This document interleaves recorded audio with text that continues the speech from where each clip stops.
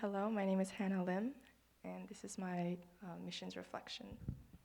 For our missions reflection, our team was told to reflect on 3 questions. What has God shown you?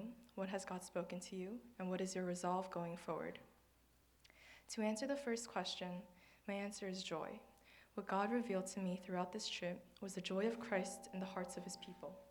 Both the team and the pastors, sitting at the feet of the cross, finding fulfillment in his word. They shared and discussed together, going back to the word for guidance as they fought the good fight. God placed a hunger for the word in the hearts of his church, and his church abided in it. I saw Christians, the church of God, rejoicing in the fact that they were able to serve Christ. This leads me to my second answer. During the 2 weeks, God convicted me of the emptiness and pride in my heart. I realized the constant pang of guilt I felt was because I didn't have the joy of Christ. I felt like a fraud being on the team, serving Christ but not receiving him. I had heard the gospel being preached over and over again. I had seen the work of God being done in Africa and in our church, and yet I was still blind.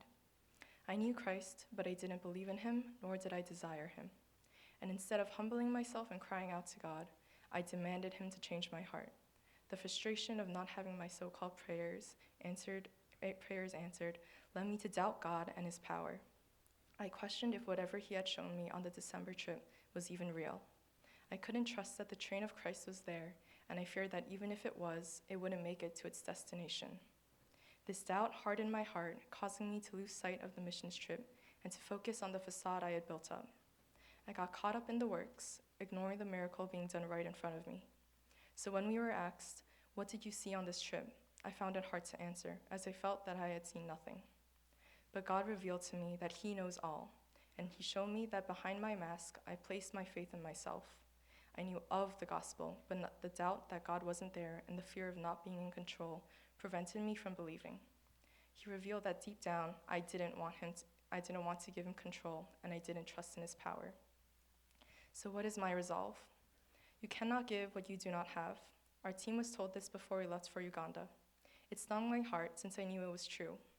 With no love for Christ, how could I possibly love his church? And how could I love him if I don't know him? So that is what I desire, to know him, not just in my head, but in my heart, to know God's wrath, love, mercy, and grace. I want to depend on him and put my life in his hands, to realize my state and how helpless I am apart from God, to find true rest in him.